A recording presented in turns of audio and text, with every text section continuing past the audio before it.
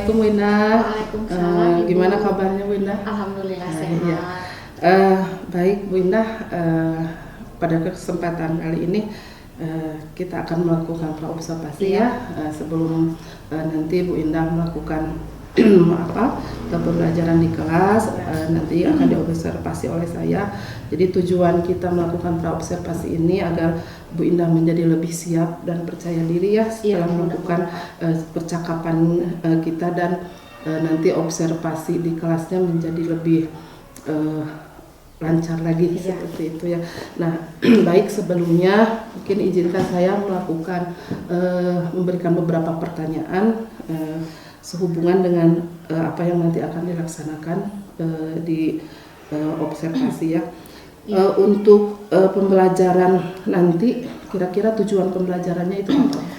Jadi Ibu, nanti saya itu tujuan pembelajarannya berharap peserta didik memahami jenis peta, kemudian juga memahami komponen-komponen kelengkapan peta. Kemudian diharapkan peserta didik nanti mampu untuk mendemonstrasikan penggunaan peta dalam kehidupannya sehari-hari. Jadi untuk nanti itu anak-anak belajar mengenai peta ya, peta dan komponen-komponen peta ya. Baik. Untuk area pengembangannya sendiri apa yang nanti ingin difokus di observasi?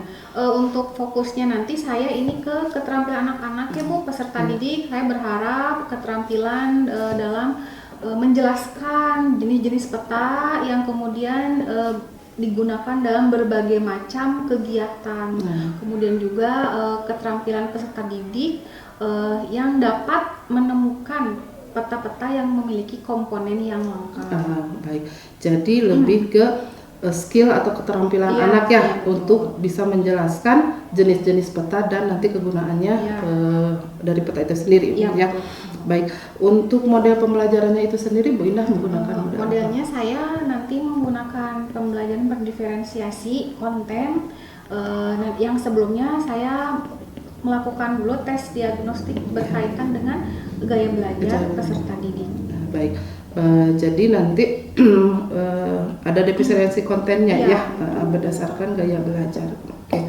Untuk strategi pembelajarannya itu sendiri bagaimana? Untuk strateginya nanti peserta didik saya kelompokkan menjadi beberapa kelompok, itu berdasarkan dari gaya belajar kinestetik, yang audio, yang visual. Nanti dalam satu kelompok itu terdiri dari gaya belajar tersebut. Oke, jadi nanti sudah ada pengelompokan anak berdasarkan gaya belajarnya. Baik. Nah, untuk penilaian atau evaluasi pembelajarannya nanti itu seperti apa? Penilaiannya saya menggunakan 2 penilaian Ibu ya. Yang pertama itu observasi sikap peserta didik dalam berdiskusi kelompok dan juga unjuk kerjanya. Kemudian nanti juga anak-anak saya berikan tes tertulis sebagai pemahaman mereka terhadap materi yang nanti dipelajari. Berarti nanti ada 2 asesmen ya, atau 2 evaluasi pengetahuan dan sikap melalui observasi. Baik, untuk sasaran nanti itu akan dilakukan di kelas berapa Bu Indah? Sasarannya nanti di kelas 10-11 Ibu. 10-11, pelaksanaannya kira-kira di kapan? Besok hari Rabu ya, nanti di jam siang, jam ke-7 ke-8.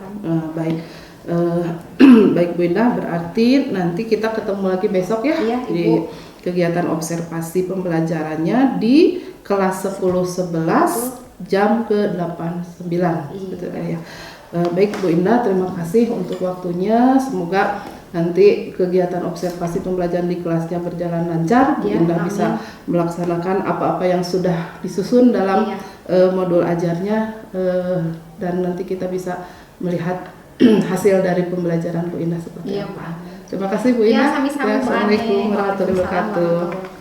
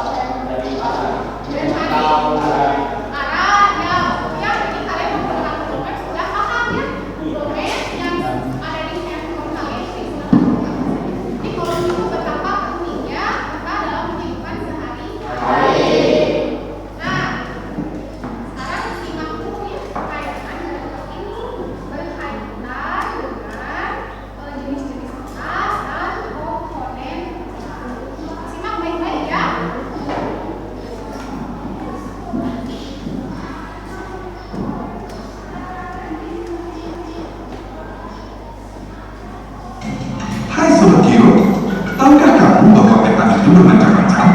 Apa saja jenisnya ya? Kapan saja peta bisa berguna? Apa saja alasan peta dibuatnya?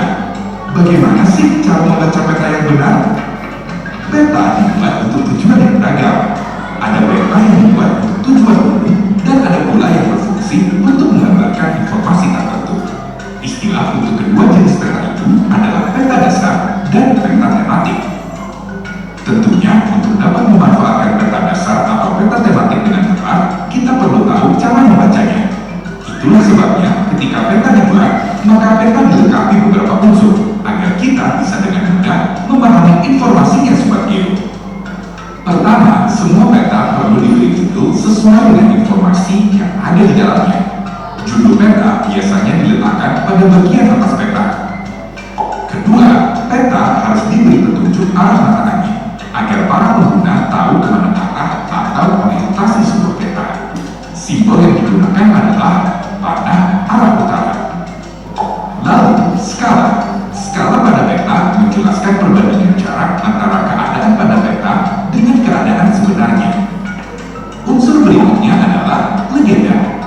Legenda peta berisi keterangan tentang simbol dan warna yang dipakai dalam peta. Selanjutnya ada garis tepi dan inset. Kerjasama itu adalah kebijakan satu peta nasional atau One Map Policy. Demi mewujudkan amanat itu, BID bermitra dengan Kementerian Koordinator Bidang Perekonomian. Dengan dibuatnya kebijakan satu peta, maka kelak kita bisa memiliki peta yang mengacu pada satu referensi geospasial, satu standar, satu basis data, dan satu geoportal. KSP akan sangat berguna untuk mempercepat pembangunan nasional. Nah, Sobat Geo, tugas dan kerja BID ternyata amat penting untuk bangsa Indonesia ya. Mari kita dukung bersama demi menata Indonesia yang lebih baik.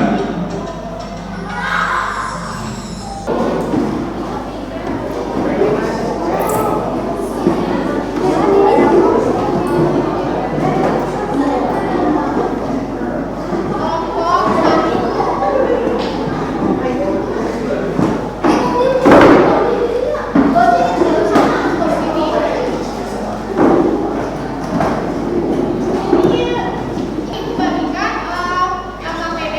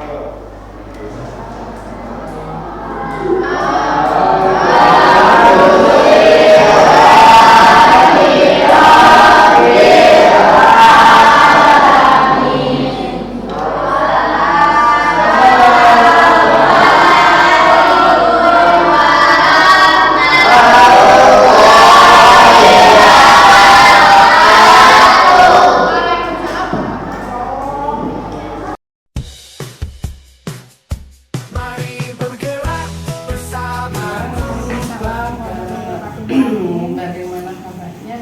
Alhamdulillah sehat. Bismillah, mungkin tujuan kita ya pertemuan kali ini kita akan melakukan observasi dari kegiatan pembelajaran yang sudah Bu Ina lakukan kemarin di kelas 10 ya.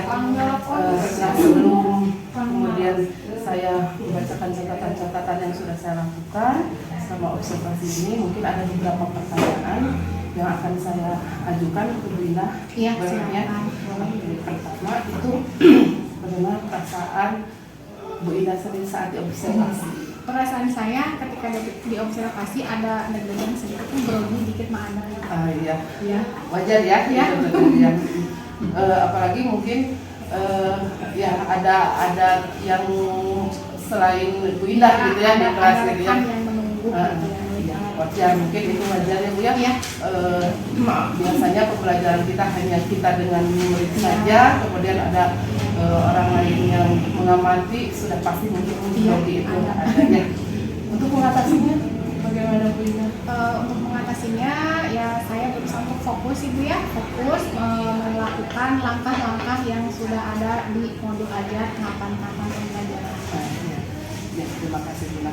Nah, mungkin Bu Ina bisa menceritakan kembali proses pembelajaran yang telah Bu Ina lakukan kemarin. Oh iya, jadi prosesnya ya seperti biasa, mulai dari kegiatan pendahuluan saya ada di sana pertanyaan pemantik juga, kemudian menyampaikan tujuan pembelajaran kepada anak-anak dan materi yang akan disampaikan. Kemudian di kegiatan intinya membagi anak-anak dalam beberapa kelompok sesuai dengan gaya belajarnya masing-masing dan juga mempresentasikan hasil diskusi mereka sampai direfleksi, kemudian ada tes tertulis di bagian penutup. Ya, mungkin itu memang sesuai dengan apa yang sudah saya catat ya Bu ya. Selama observasi memang langkah-langkah yang sudah Bu Ina laksanakan di modul ajar, Bu Ina sudah lakukan ya, mulai dari pembukaan, kemudian kegiatan inti dan penutupnya, langkah-langkahnya, sintak-sintaknya memang sudah dilakukan ya. Kemudian juga pembelajaran diferensiasinya juga sudah terlihat, mulai dari diferensi konten gitu ya, sesuai dengan gaya belajar anak-anak gitu ya, dan juga asesmennya juga sudah dilaksanakan ya. Kemarin itu ada asesmen pengetahuan, keterampilan dan juga sikapnya. Ya, untuk hambatan itu sendiri selama kegiatan pembelajaran yang Bunda rasakan kemarin seperti apa? Hambatan saya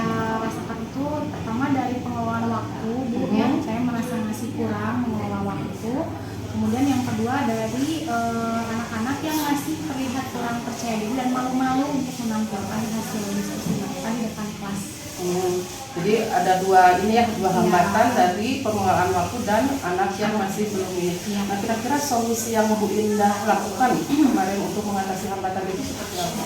Jadi saya berusaha memberikan sugesti positif bahwa kalian bisa, kalian mampu, dan jangan takut untuk salah ketika menyampaikan hasil pekerjaan di depan teman-teman yang lain. Ya, jadi menimbulkan atau membangkitkan rasa percaya diri dari anak ya. Baik. Untuk hambatan-hambatan itu sendiri solusi yang Bu Indah lakukan seperti apa? Untuk hambatan yang pertama dari pengelola waktu, saya berusaha lagi untuk memberikan batasan waktu khususnya atau terutama ketika anak-anak mengelola informasi dalam berdiskusi kelompok. Tidak terlalu lama. Ya, jadi ada pengelolaan waktu saat berdiskusi ya, jadi anak dibuat batasannya sehingga tidak mengulur-ngulur waktu. Baik. Berarti di sini sudah ada rencana mungkin solusi-solusi yang akan Ibu Indah lakukan ya, mungkin untuk hambatan-hambatan yang akan datang. Kira-kira dalam jangka waktu terdekat ini kapan nih solusi-solusi yang sudah Ibu Indah temukan itu untuk kembali dilaksanakan? Saya melaksanakannya di pertemuan selanjutnya di minggu depan, ada pertemuan lanjutan untuk materi yang sudah disampaikan pada waktu servis. Ya, jadi akan segera direalisasikan ya Bu ya di pertemuan mungkin di kelas itu atau di kelas yang lainnya ya. Oke, terima kasih mungkin Bu Indah untuk percakapannya hari ini. Terima kasih untuk kegiatan yang sudah kita lakukan bersama-sama selama ini ya, mulai dari pasca, kemudian pada kegiatan observasi dan pasca pada pra observasi dan pasca ini ya. Mudah-mudahan dengan kegiatan observasi ini Indah bisa lebih meningkatkan lagi ya proses pembelajarannya di kelas. Terima kasih untuk waktunya Bu Indah. Ya, Assalamualaikum warahmatullahi wabarakatuh. Lekas bergerak dan selalu menggerakkan.